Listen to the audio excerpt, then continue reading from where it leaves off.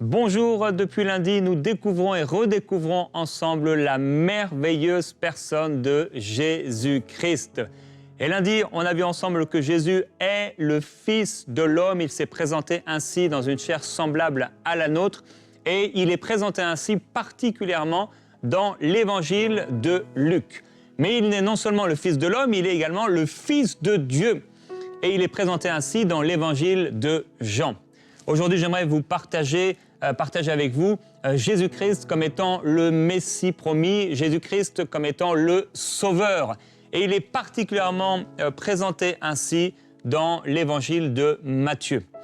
Alors, j'ai partagé avec vous en début d'émission hier quelques commentaires du pasteur Philippe Bach. Je voudrais partager à nouveau quelques commentaires au sujet de cet évangile de Matthieu et de l'évangile qu'on appelle aussi l'évangile du royaume. Et après ces commentaires, je vais aussi vous encourager avec plusieurs passages des Écritures. Alors il dit dans la tradition juive, l'appellation du Fils de l'homme dont on a parlé servait à désigner le Messie comme en Daniel chapitre 7 verset 13. C'est un titre messianique. Jésus n'affirmait pas sa messianité, seulement il la démontrait par ses œuvres et par ses paroles.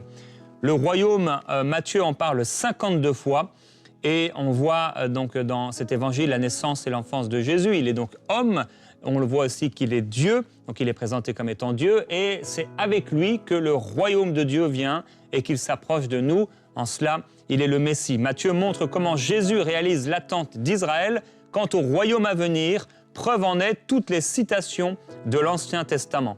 La présence du royaume, on peut le voir dans les chapitres 3, chapitre 4. Donc avant, on a vu la naissance et l'enfance de Jésus dans les deux premiers chapitres. Maintenant, dans le chapitre 3 et chapitre 4, on voit Jésus parcourir toutes les villes et il proclame la bonne nouvelle et il guérit tous les malades. Dès lors, le livre, donc l'évangile de Matthieu, va s'articuler entre les faits et les actes de Jésus, et entre les enseignements et les discours de Jésus. La révélation se fait donc par l'action et par la parole de Jésus. Donc, les actes et les faits. Alors, les actes de Jésus qui vont établir son autorité, l'autorité de Christ, on les trouve dans les chapitres suivants. Au chapitre 3 jusqu'au chapitre 7, on a les paroles de Jésus avec le sermon sur la montagne. On voit la loi du royaume, le passage de Jean-Baptiste à Jésus qui pose le principe du passage de l'ancienne à la nouvelle alliance. Il y a aussi les actes qui sont faits avec les miracles de Jésus, du chapitre 8 et aussi jusqu'au chapitre 10, l'envoi de Jésus en mission de ses disciples. Matthieu va regrouper 10 miracles. Ce sont des signes dont on a parlé un peu hier, de la venue et de la présence du royaume. Et donc avec le royaume, le Messie et le roi dont on parlera vendredi. Ce sont des signes de la bonté de Dieu, de sa puissance, signes du fait que cette foi que Dieu honore toujours est signe donnant tout son sens à l'évangile du royaume. Cela veut dire pardonner aux hommes leurs offenses. Les actes aussi, donc présentés dans cet évangile, comme le royaume qui vient humblement. Dans les chapitres suivants, chapitre 11 au chapitre 13, il est caché dans les chapitres 11 et 12. On voit les paroles dans le chapitre 13. Matthieu regroupe ici les paraboles qui soulignent le caractère humble et caché du royaume. Et en fait, on continue l'évangile du chapitre 14 au chapitre 17 avec les paroles au chapitre 18, des actes posant les fondations de l'Église, dont on a parlé avec la multiplication des pains et les paroles de Jésus qui dit « Je bâtirai mon Église » et finalement, à la fin des évangiles, les actes du Seigneur Jésus-Christ qui vont préparer la croix, au chapitre 19, au chapitre 23, et les paroles du Seigneur, chapitre 24 et chapitre 25, où chacun finalement est placé devant un choix pour ou contre le Christ. Et cet évangile se termine par la passion et la résurrection, des actes et des paroles d'amour de Dieu pour une humanité enfoncée dans le péché, et l'exigence fondamentale du royaume, donner sa vie pour le salut d'une multitude. Et la dernière mention du royaume, on la trouve avec la scène annonçant ce royaume. Donc fin des quelques citations de Philippe Bach. Ensemble, je vais aller avec vous dans Matthieu au chapitre 1 au verset 21. Donc, c'est cet ange, révélation de l'ange à Marie, qui lui dit « Elle enfantera un fils et tu lui donneras le nom de Jésus. C'est lui qui sauvera son peuple de ses péchés. » Donc c'est ce qu'on retrouve ici dans Matthieu au chapitre 1 et au verset 21. Donc c'est la parole, il y a la parole adressée à Marie et ici c'est la parole annoncée donc à Joseph. Jésus est annoncé à l'avance comme étant le Messie. Et quelle est sa mission? L'ange va dire à Joseph, c'est lui qui sauvera son peuple de ses péchés. En effet, quand Jésus va s'incarner donc, dans le corps d'un enfant, Luc chapitre 2 nous dit « Aujourd'hui, dans la ville de David, il vous est né un sauveur, qui est le Christ, le Seigneur. » Donc Jésus n'est pas seulement le Fils de l'homme, il n'est pas seulement le Fils de Dieu, il est également le Messie promis, le Sauveur. Dans Luc au chapitre 19, on voit une démonstration de ce Sauveur. Il y a un homme qui s'appelle Zachée.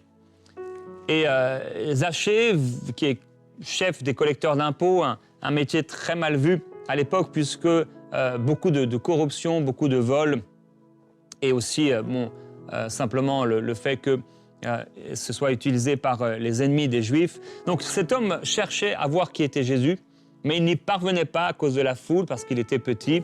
Et donc il va monter sur un arbre, parce que Jésus doit passer par là.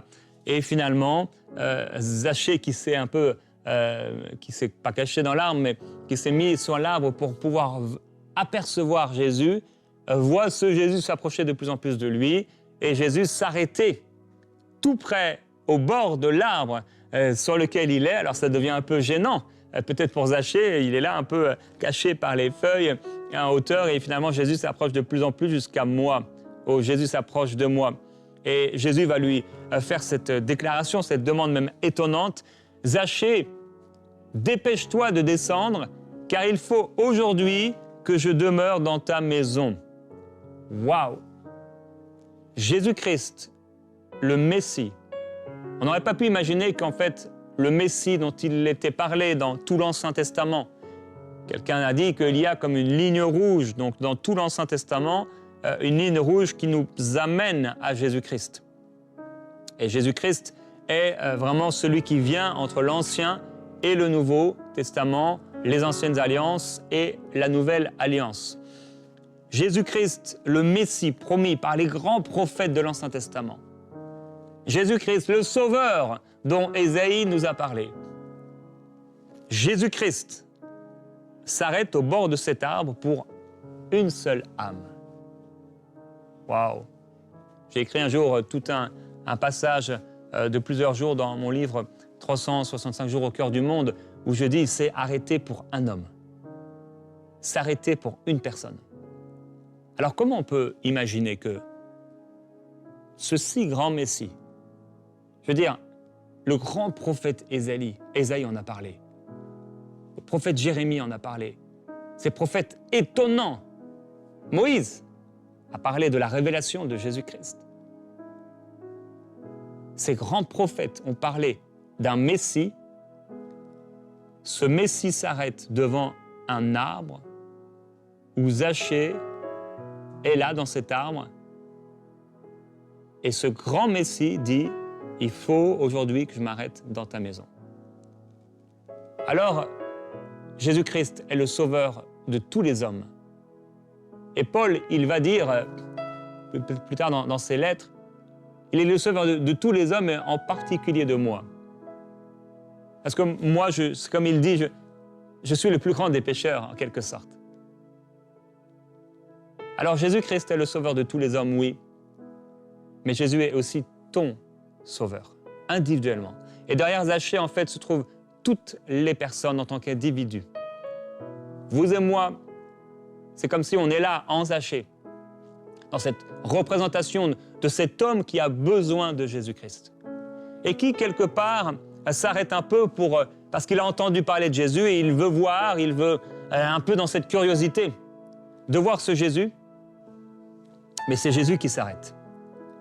Et c'est Dieu qui nous a cherchés, le premier. C'est Jésus qui s'est approché, le premier. Car lorsque nous en étions encore pécheurs, Christ est mort pour nous. Christ le Sauveur, Christ le Messie promis, celui qui avait été prophétisé, celui dont on avait prophétisé la venue, la mission, les souffrances, la mort, se manifeste pour chacun de nous en tant qu'individu. Il est le Sauveur de tous les hommes, mais il est notre Sauveur individuellement. Il est mort pour nous, individuellement. Et c'est individuellement qu'on se retrouvera face à face avec lui, le Sauveur de tous les hommes. Alors Zachée va s'empresser de descendre et il va l'accueillir avec joie dans sa maison. Et imaginez la joie de Zachée. Oh là là, j'aurais été fou. Je m'imagine.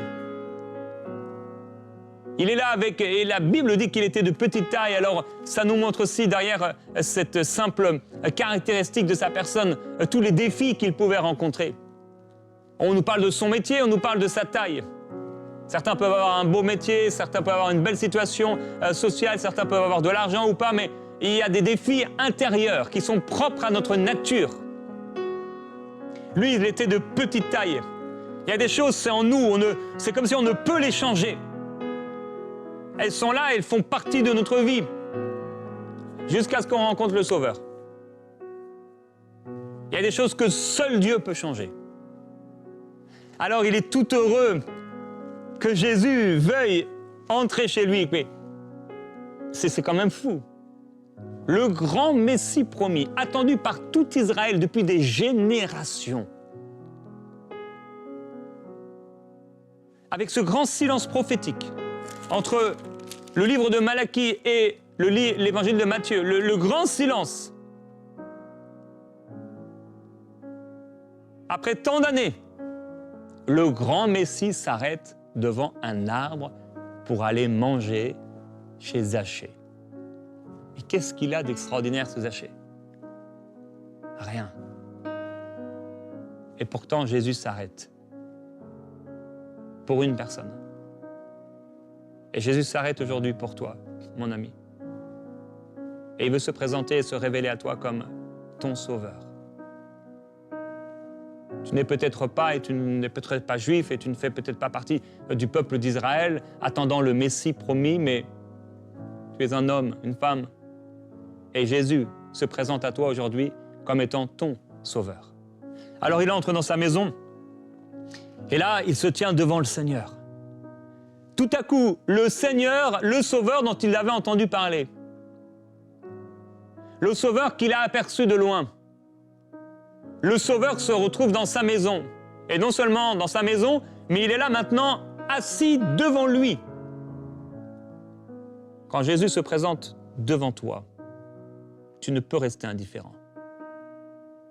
Quand la sainteté de Jésus-Christ se manifeste, parce qu'il vient avec toute sa sainteté,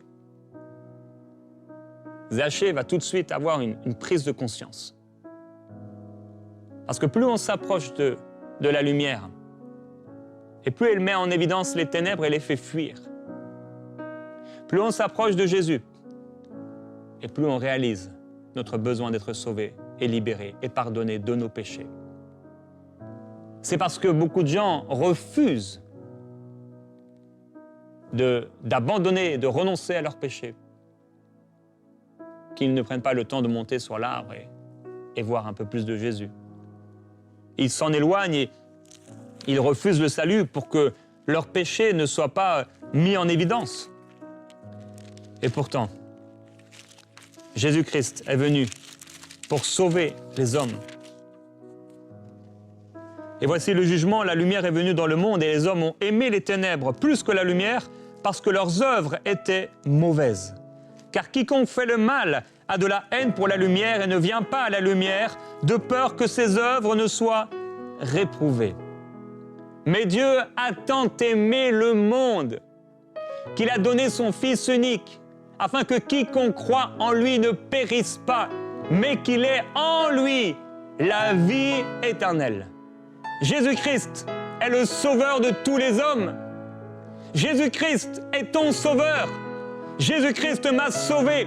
et j'ai été transformé. Jésus-Christ m'a libéré et je suis devenu libre.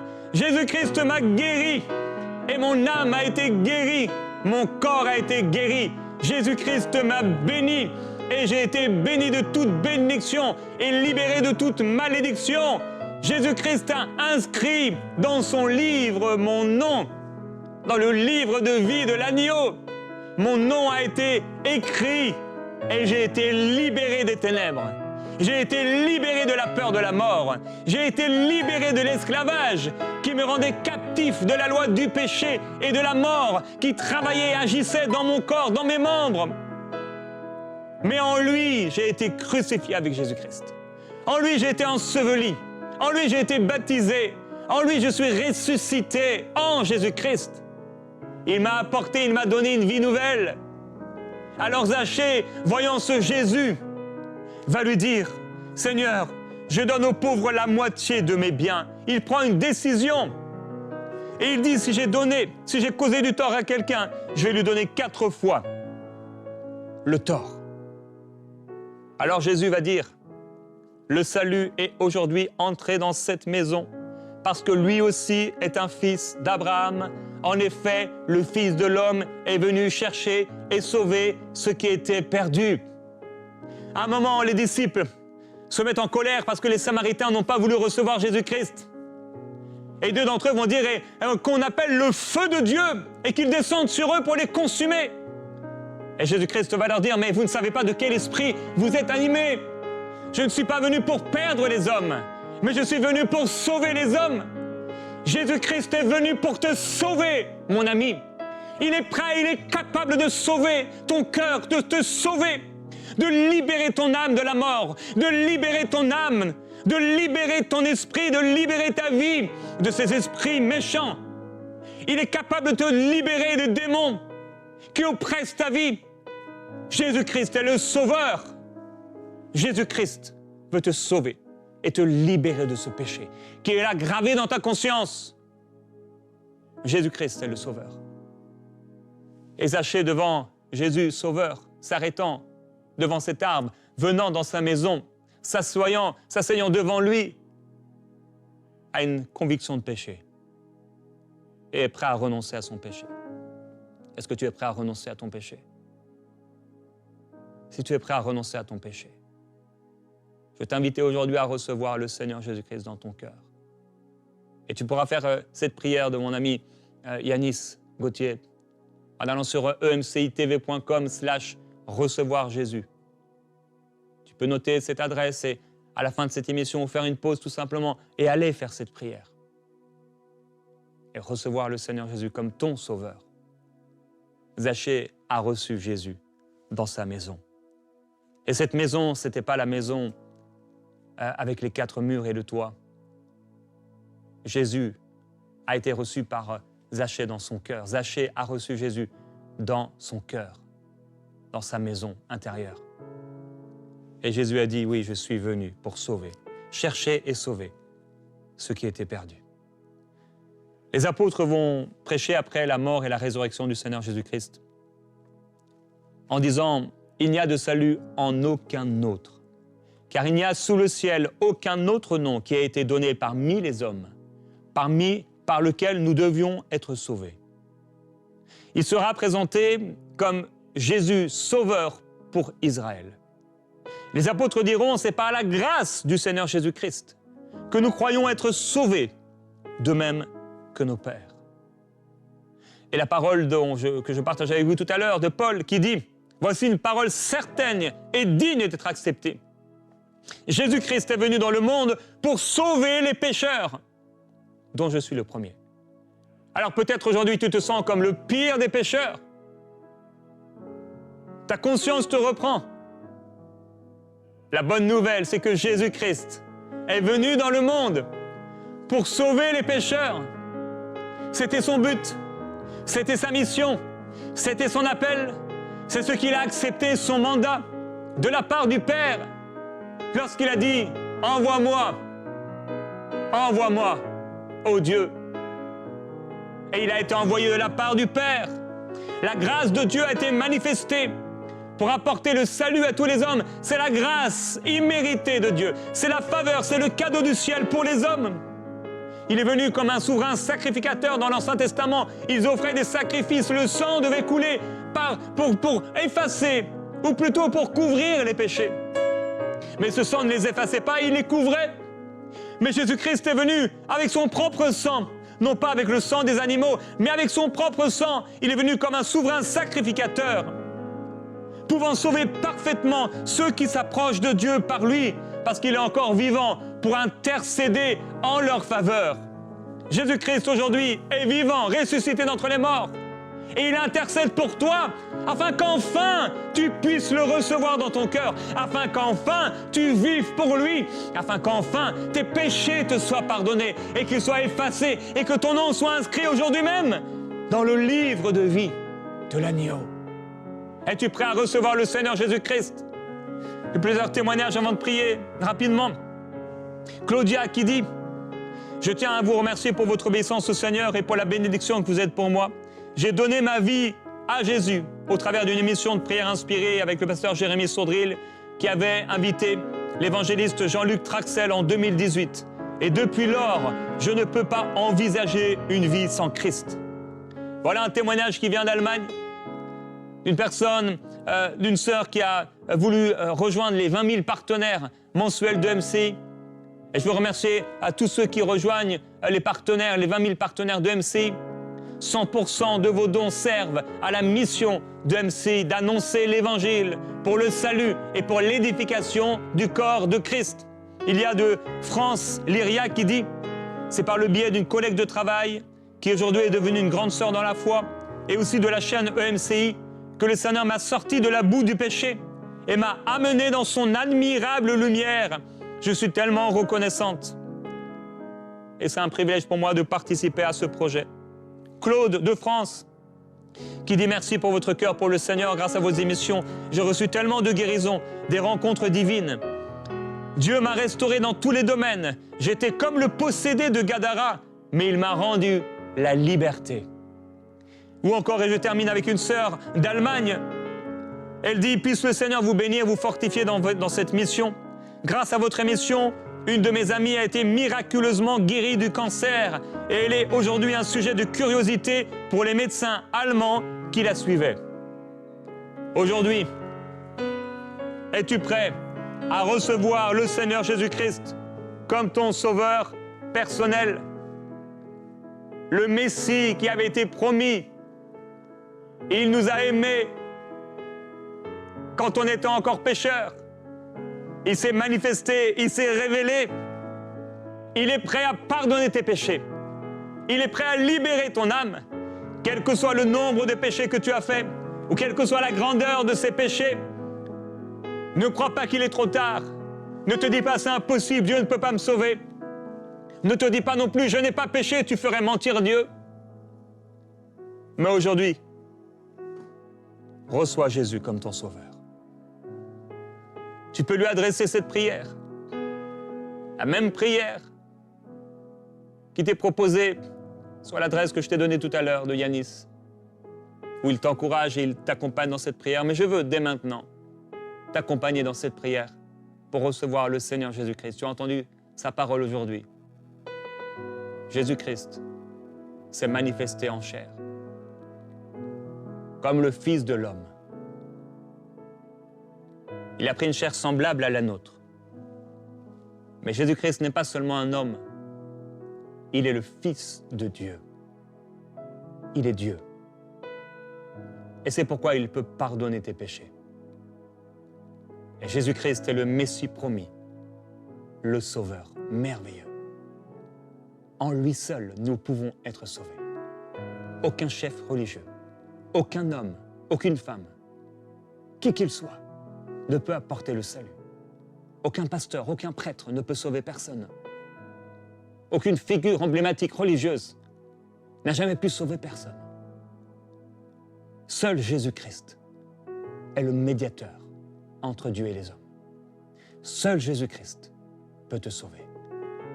Es-tu prêt à recevoir le pardon de tes péchés? Ce qui est merveilleux, c'est que ça se passe là, tu es peut-être sur ton téléphone, sur ton iPad, sur ta télévision. sur ton ordinateur. Et simplement, Jésus-Christ est là devant toi. Il intercède et il a prié pour toi. Il est prêt à t'accueillir. Tu es là caché dans cet arbre. Tu as entendu parler de lui. Mais il ne veut pas seulement que tu entendes parler de lui. Il veut que tu l'accueilles dans sa maison, dans ta maison, dans ton cœur. Il ne veut pas seulement venir habiter dans ton cœur, mais il veut amener une transformation. Une transformation. Il est venu chercher et sauver ce qui était perdu. Il est venu pour te chercher et te sauver. Alors si ton cœur est prêt aujourd'hui, pour t'encourager, si tu le peux, là où tu es, à fermer tes yeux. Jésus-Christ est prêt à t'entendre et à te sauver. Alors dis-lui à haute voix, Jésus, j'ai entendu parler de toi aujourd'hui. J'ai entendu ta parole et je m'approche de toi, comme Zachée s'est approché de toi. Et je crois que c'est toi qui t'es approché le premier. Tu m'as aimé avant que je pense à toi. Dans le sein de ma mère, tu me connaissais. Tu m'avais appelé. Tu ne m'as pas abandonné. Me voici devant toi aujourd'hui. Je reconnais que j'ai péché. Je reconnais que j'ai fait le mal dans ma vie. Je reconnais que j'ai besoin d'un sauveur. Et je reconnais que tu es le seul sauveur. Viens habiter dans mon cœur. Je suis prêt à renoncer à mes péchés. J'abandonne mes péchés et ma vie entre tes mains. Je te donne mon cœur et ma vie. Me voici. Sauve-moi entièrement. Libère mon âme du péché. Libère mon cœur de la peur de la mort. Libère-moi, ô Dieu, de mes ennemis qui sont plus forts que moi. Viens me libérer de toute malédiction. Viens racheter mon âme du gouffre. Sauve-moi, Seigneur Jésus. Je crois que tu es mort à ma place. Je crois que tu es ressuscité d'entre les morts. Je crois que tu as reçu le nom au-dessus de tout autre nom et que tu as reçu l'autorité de Dieu le Père pour me sauver et pardonner mes péchés. Alors Jésus, je viens à toi aujourd'hui. Sauve-moi entièrement. Amen. Alors si tu as fait cette prière avec sincérité, Jésus-Christ est venu habiter dans ton cœur. Et ce Jésus, dans la maison de Zachée, qui l'a amené à être transformé, c'est le même Jésus par son esprit en toi, qui va amener une transformation. Il va te parler, tu vas reconnaître sa voix, et de plus en plus, tu vas apprendre à le connaître. Jésus va t'indiquer des choses à faire. Obéis-lui. Demain, nous parlerons de Jésus-Christ, manifesté comme Seigneur. Je t'encourage à suivre l'émission de demain. Tu peux la retrouver sur la chaîne YouTube de MCI TV, Jésus-Christ, Sauveur. Dès maintenant, procure-toi une Bible si tu n'en as pas. Commence à lire les évangiles. Tu peux commencer par l'évangile de Jean. Obéis au Seigneur. Rejoins une église où on prêche toute la parole, où on croit encore au miracle, à la guérison, au baptême du Saint-Esprit. Fais-toi baptiser d'eau. Une église où on baptise les gens étant adultes, conscients de ce qu'ils font. L'engagement d'une bonne conscience devant Dieu. Le Seigneur est avec toi. Tu peux aller sur mcitv.com/suivre Jésus pour nous indiquer la prière que tu as faite. Et également, si tu veux témoigner allez sur emcitv.com/témoignage. On se retrouve demain dans Prière inspirée. Dans les Saintes Écritures, Dieu déclare que le Messie viendrait pour être le sauveur du monde. La vie de Jésus prouve qu'il est bien celui dont les prophètes avaient parlé. Ésaïe a prophétisé que la Vierge deviendrait enceinte et qu'elle enfanterait un fils. Des siècles plus tard, la naissance de Jésus accomplissait cette prophétie.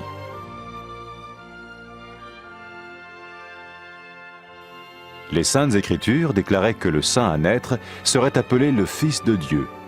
Cela signifiait que Jésus serait le Fils de Dieu au sens spirituel et non au sens physique. Nous le voyons par sa manière de vivre. Il a guéri des malades, il a pardonné leurs péchés, les a ramenés à Dieu et leur a promis une place dans le royaume éternel de Dieu. Il s'est offert lui-même en sacrifice pour le péché à leur place. Puis il est revenu à la vie, victorieux sur la mort selon le plan de Dieu. Jésus a dit « Personne ne me prend la vie, mais je la donne de ma propre volonté ». La vie de Jésus n'a pas seulement accompli les écrits des prophètes, mais elle a aussi confirmé la vérité de la sainte parole de Dieu.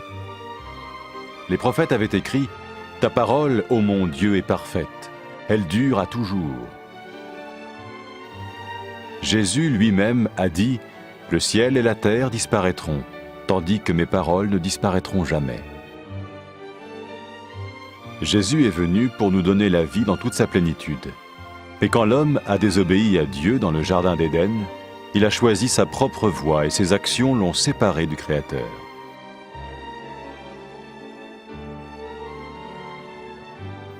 Les Saintes Écritures déclarent que tous sont péchés et que le salaire que paye le péché, c'est la mort. Il s'agit de la mort spirituelle, éternelle séparation d'avec Dieu. Mais tout comme Dieu a donné un bélier pour qu'il meure à la place du fils d'Abraham, ainsi il a envoyé Jésus, le Messie, mourir à notre place. Sa vie, sa mort et sa résurrection restaurent la relation entre Dieu et tous ceux qui mettent leur confiance en lui. Maintenant, non seulement Jésus pardonne les péchés de ceux qui le suivent, mais il les sauve aussi du jugement éternel de Dieu. Ils sont sûrs d'aller au paradis et de vivre avec lui pour toujours. C'est cette vie et cette liberté de la culpabilité et du pouvoir du péché que Jésus offre à chacun aujourd'hui. Cela ne veut pas dire suivre une religion, mais choisir d'avoir foi en Jésus qui dit « Je me tiens à la porte et je frappe. Si quelqu'un entend ma voix et ouvre la porte, j'entrerai chez lui. » Cela veut dire se tourner vers Dieu et croire que Jésus vient dans nos vies pardonner nos péchés et nous rendre tels qu'il veut que nous soyons. Il ne suffit pas d'approuver intellectuellement ce qu'il dit, ni de vivre une expérience émotionnelle. Nous le recevons par grâce, au moyen de la foi, par un acte de notre volonté. Lorsque quelqu'un est prêt à suivre Jésus le Messie, il peut lui parler par une simple prière. Vous sentez un soutien, vous sentez que votre vie n'est pas une vie normale. Vous sentez que vous êtes porté. C'est gratuit. Il ne vous demande rien. Il vous demande juste d'ouvrir votre cœur et d'oser croire en lui. Osez croire. On ne demande ni d'argent. On vous demande pas une souffrance particulière. On vous dit faites confiance et croyez. Essayez. Vous n'avez rien à perdre. Essayez. J'ai essayé. Ça fait plus de 20 ans que je suis dedans. Et je ne repartirai pour rien au monde. Aucun milliard au monde ne me fera changer d'avis et me séparer de lui. Impossible. Donc, osez Jésus avant qu'il soit trop tard. Osez.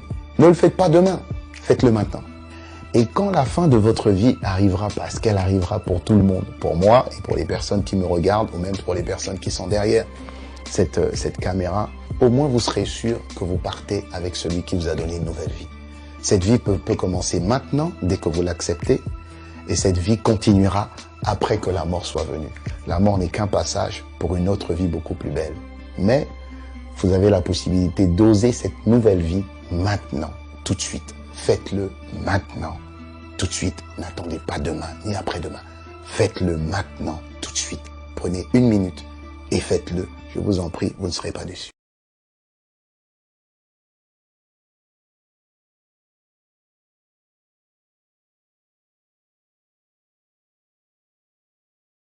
Après avoir écouté ce message, si vous avez décidé de donner votre vie au Seigneur Jésus-Christ, faites cette prière avec l'homme de Dieu. Mon Dieu, je viens devant toi, tel que je suis. Je confesse Jésus-Christ comme mon Sauveur et mon Seigneur.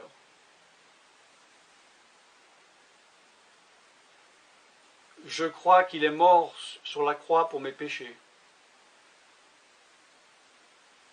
qu'il a porté ma condamnation. Il a porté mes péchés et mes maladies. Que Jésus-Christ est le Roi des rois et le Seigneur des seigneurs. Qu'il est le Fils de Dieu. Qu'il est maintenant ressuscité et assis à la droite du Père. Et il prie maintenant pour moi. Je me suis détourné de mes péchés et je veux obéir à ta parole.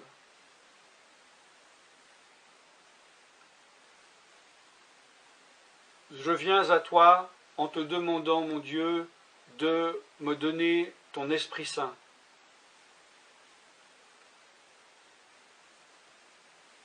Remplis-moi de ton esprit, afin que tu ne sois plus à l'extérieur de moi, mais que tu viennes habiter en moi.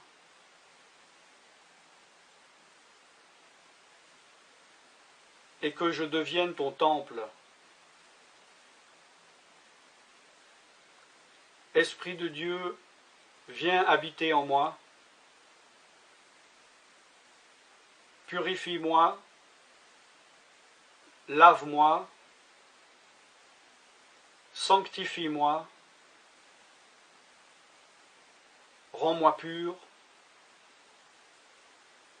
transforme-moi à l'image de Dieu.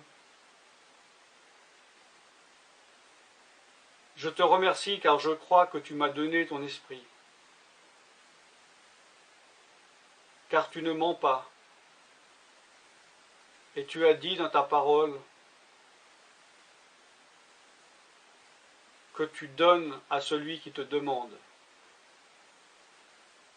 Je fais cette prière au nom de Jésus-Christ. Amen.